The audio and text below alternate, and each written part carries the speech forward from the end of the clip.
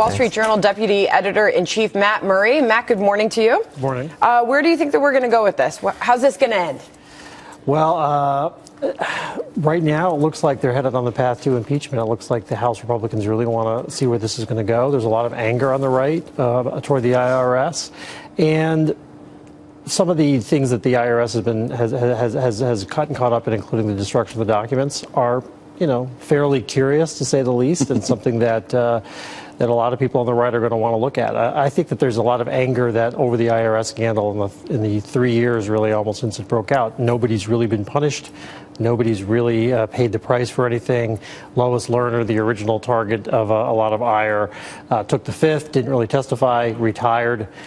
So I think there's been building anger on this for a long, long time. There has been building anger on it, and the IRS has had a hard time recovering from this. Do I put it gently, Keith? Yeah, understandably so. Do you have to be on the right, by the way, to have this view? I mean, could somebody in the middle or on the left, or somebody who's actually read the law, be of an objective view?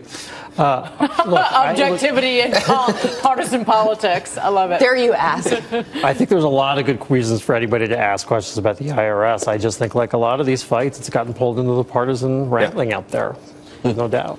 But, no, go ahead. No, but Matt, why? I guess that begs the question of why do it. There's an editorial in the Wall Street Journal today that basically says it, and I'm paraphrasing, but it sends a message to people who work within the executive branch that you're not a government unto yourself. You're not an island, and that you have to work and speak to and answer questions to the American people, whether he's convicted in a trial or not, which is highly unlikely in the Senate. Yeah, well, I mean, look, this is at the heart of a lot of the battles going on in the House right now, as we all know. Is there's sort of one side that says, look, we should do the right thing no matter what the consequences, and there's another side that says, well, in terms of tactics and in terms of the effect, it may not be the wisest course, the wisest way to go. I mean, it's similar to the Benghazi fight in some ways, where you've got some people saying, look, it's just not worth going down this path politically for the party, even if there's something there that we need to do. And this is another one of those fights. But it does feel like,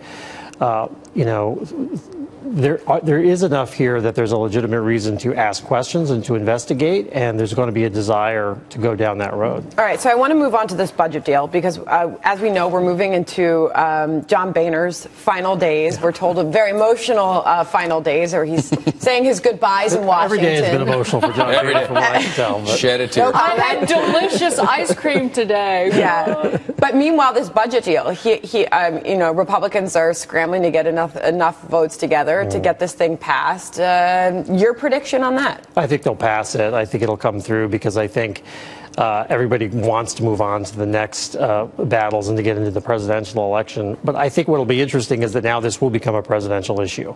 We haven't heard a lot of discussion so far in the campaign about the budget, about spending, about Congress. You saw the candidates come out yesterday, a number of them on the Republicans blasting the deal. And this essentially is going to punt any more budget talks until the next presidency. Yeah. So now this is front and center. Speaking of moving on to the next Speaker of the House, a lot of talk about how that's going to happen and who that's going to happen with. So.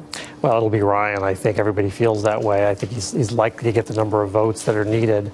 Do you like him? Do I like him? Well, I think he's a good figure in Washington. I think he's well respected by both parties.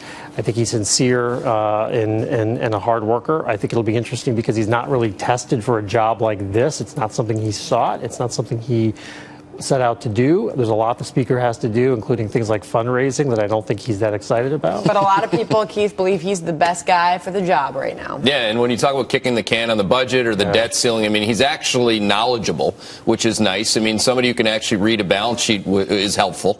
Is that something that you think he'll be focused on, which is his strength? Well, those are the issues he cares about. I think every Speaker has their pet issues, and there might be a surprise that he has in store.